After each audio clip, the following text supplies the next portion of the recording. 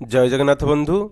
मनरेगा योजन काम करिथिबा श्रमिक मानकर जो मजूरी टंका बाकी थिला वर्तमान सरकार तरफ प्राय से टंका को क्लियर करा जाइछि। श्रमिक मानकर अकाउंट रे टंका वर्तमान मजूरी टंका क्रेडिट हो जाइछि।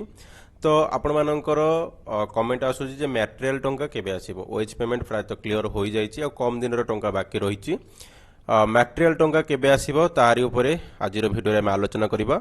देखंतु बंधु, एटी सरकार तरफ एक लेटर इश्यू करा जाइछि जहाँकि रही government of India ministry of rural development Mahatma Gandhi NREGA division तरफ एटी 29/4/2026 तारिख रे एटी लेटर इश्यू करा जाइछि।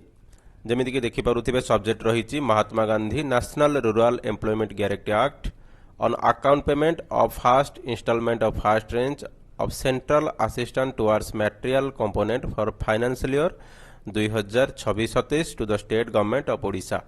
तो देखो बंधु, ये फास्ट इंस्टॉलमेंट ओडिशा को वर्तमान केंद्र सरकार तरफ दि जाइए जहाँकि रही मटेरियल कंपोनेंट। तो यहाँ पूर्व गुड़ाक आम जो वीडियो करते से ओएच टंका आसीथिला, वर्तमान यहाँ मटेरियल पेमेंट एटी लेटर इश्यू करा जाइए। आपण मैंने देखिपे जदि आम टंका कथा देखा ये 156,24,84,000 टंका वर्तमान ओडिशा को दिया जाइछि मटेरियल पेमेंट पाई। मनरेगा योजन रे जो मटेरियल बा सामग्री खर्च होइछि सेथिपाई जो बकाया रही से टंका को पूरण करिया पाई वर्तमान एटी 156,24,84,000 टंका रिलीज करा जिवा पाई ओडिशा सरकार को एटी लेटर करा जाइछि।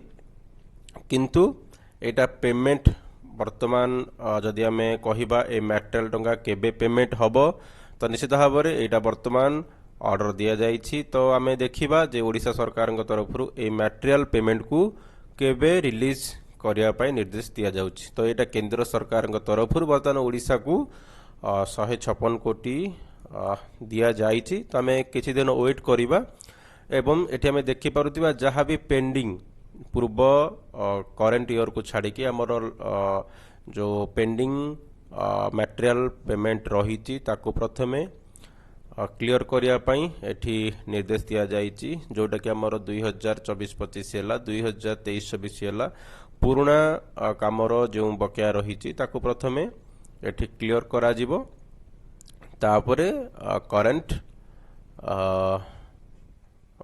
फाइनेंशियल ईयर मटेरियल पेमेंट करा जिवो। तो निश्चित भाव में आपण माने देखि पारुथिबे जहाँ कि आपण मानकर कमेंट रहउतला जे मटेरियल पेमेंट केबे आसीबो। तो एठी केंद्र सरकार तरफ राज्य सरकार को 156,24,84,000 टंका मटेरियल पेमेंट रिलीज करिया पई दिया जाइछि। तो आमे अपेक्षा करिबा जे ओडिशा सरकार तरफ एही टंका को रिलीज करिया पई केबे निर्देश दिया जाउछि। धन्यवाद। Thank you for watching.